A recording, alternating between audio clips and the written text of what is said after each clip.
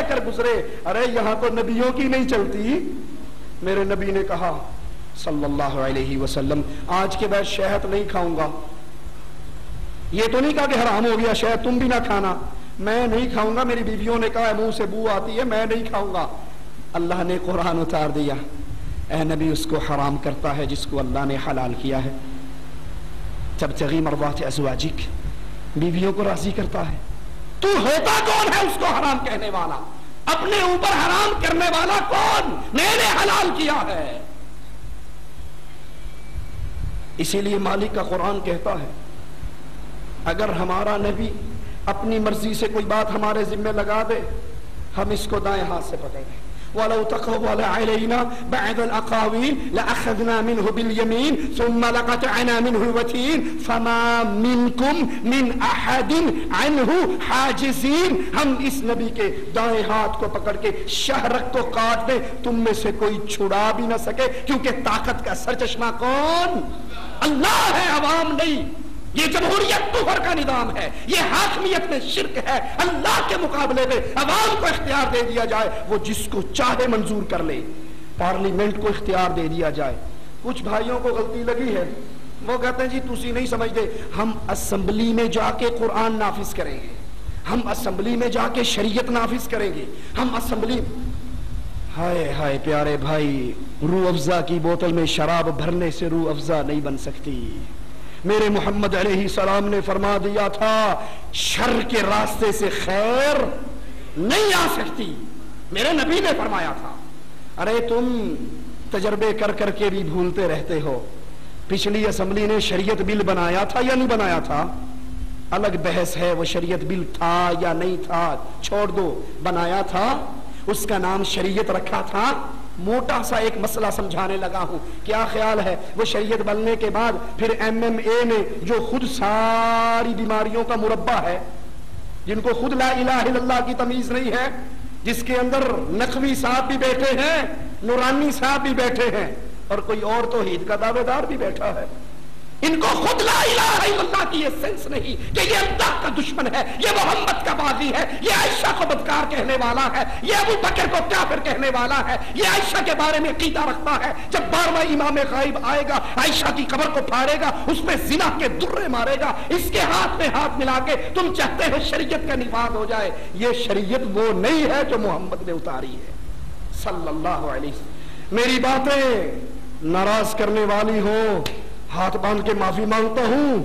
یہ ممبر محمد کا ممبر ہے, یہاں بیٹھ کے جھوٹ نہیں بولا جا سکتا. آپ کو راضی تو کیا جا سکتا ہے, لیکن قیامت کے دن جھوٹ بولنے والے کے منہ میں جو آگ کی لگام پڑے گی اس وقت بچانے والا کوئی نہیں ہوگا. اس ممبر پہ بیٹھ کے جھوٹ نہیں بولا جا سکتا, سچ کہنا پڑتا ہے. شریعت بل بنا, MNO نے ایک ایک MNA کے پاس گئے, سر آپ اس پہ سائن کر دیں. کیوں؟ آپ سائن کریں گے 2/3 اکثریت اس شریعت بل پہ سائن کرے گی تو یہ ملک کا قانون بنے گا. میں غلط تو نہیں کہہ رہا جی؟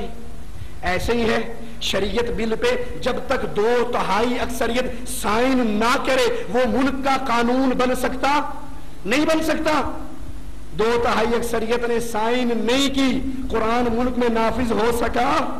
اب اللہ کا واسطہ دے کر پوچھتا ہوں, جس MNA کی قلم میں یہ طاقت مان لی جائے یہ پاس کرے گا, قرآن قرآن کہلائے گا, یہ فیل کرے گا, قرآن قانون نہیں کہلائے گا. رب محمد کا واسطہ ہے بتاؤ یہ قلم والا مسلمان ہے جس کی قلم میں یہ طاقت مان لی جائے کہ یہ 2/3 اکثریت سائن کرے تو قرآن قانون بنے, اور اگر یہ ٹھوکر مار دے تو قرآن قانون.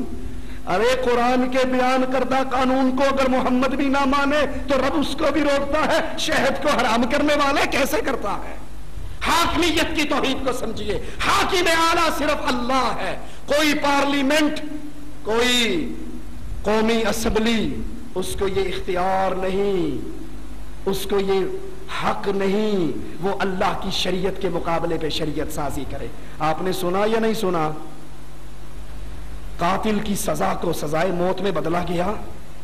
ارے محمد کے پاس آئے تھے لوگ صلی اللہ علیہ وسلم, کہا تھا یہ فاطمہ اونچے خاندان کی ہے, اس نے چوری کر لی ہے, اس کا ہاتھ نہ کاٹو, اس کے بدلے میں کچھ جزیہ, کوئی ٹیکس, کوئی پیسہ لے کے اس کی جان چھوڑ دو. نبی نے منبر منگوایا, منبر پہ چڑھے اور کہا اس فاطمہ کی سفارش کرنے والوں سنو, اللہ کی قسم آج فاطمہ بنت محمد چوری کرتی نہ قطعت یدہا, محمد اس کے ہاتھ کو بھی کاٹ ڈالتے.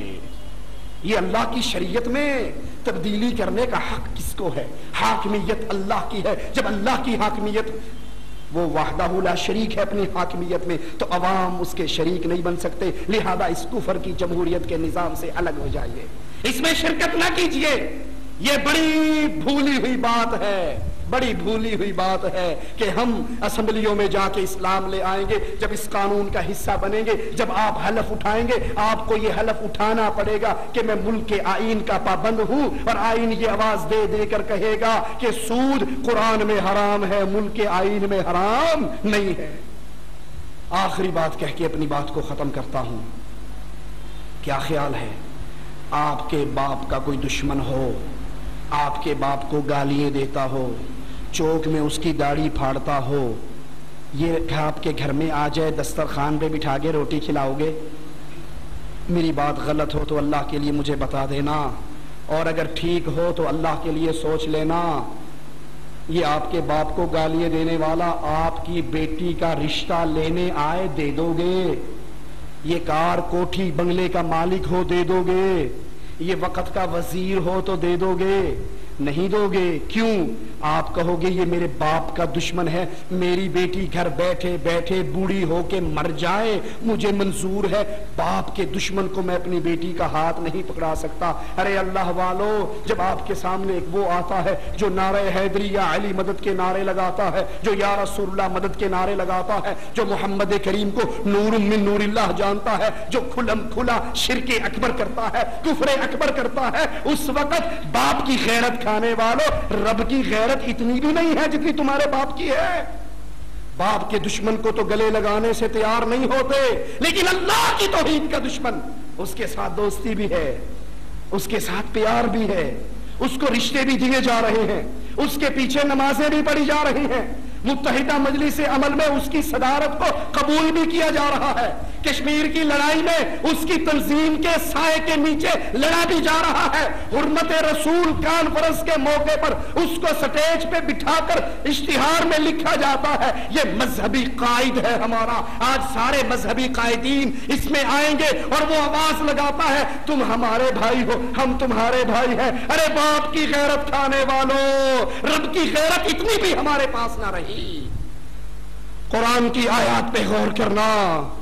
قد كانت لكم أسوة حسنة في إبراهيم والذين معه إذ قالوا لقومهم إنا براء منكم ومما تعبدون من دون الله كفرنا بكم وبدأ بيننا وبينكم العداوة والبغضاء حتى تؤمنوا بالله وحده.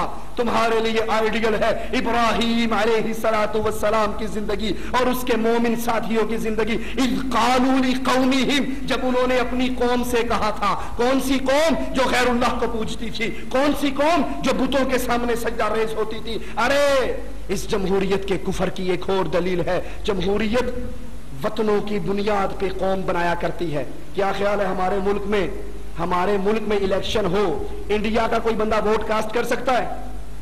کیوں؟ وہ ہماری قوم نہیں ہے. اچھا ہماری قوم کا ہو, بھلے عیسائی ہو, بھلے سکھ ہو, بھلے مشرک ہو, بھلے بے نماز ہو, وہ ووٹ کاسٹ کر سکتا ہے؟ جی کر سکتا ہے. کیوں؟ کیونکہ وہ ہماری قوم ہے. ارے یہ جمہوریت وطن کی بنیاد پہ قوم بناتی ہے اور محمد لا الہ الا اللہ کی بنیاد پہ قوم بناتے ہیں. عبد الرحمن نے کہا تھا بابا 3 مرتبہ تلوار اٹھی تھی, جب نظر نیچے پڑی تھی بابا تیرا چہرہ نظر آیا تھا, باپ سمجھتے ہوئے چھوڑ دیا تھا. باپ قوم تھی نا, اور یہ مومنوں کا امام. آواز لگاتا عبد الرحمن شکر ادا کر اللہ کا, تیری گردن میری تلوار کے نیچے 1 مرتبہ بھی نہیں آئی, اور اگر 1 مرتبہ آ جاتی بیٹا نہ سمجھتا, قوم نہ سمجھتا, لطفہ نہ سمجھتا، محمد کا دشمن سمجھ کے کاٹ ڈالتا۔ جمہوریت پاکستانیت کی بنیاد پہ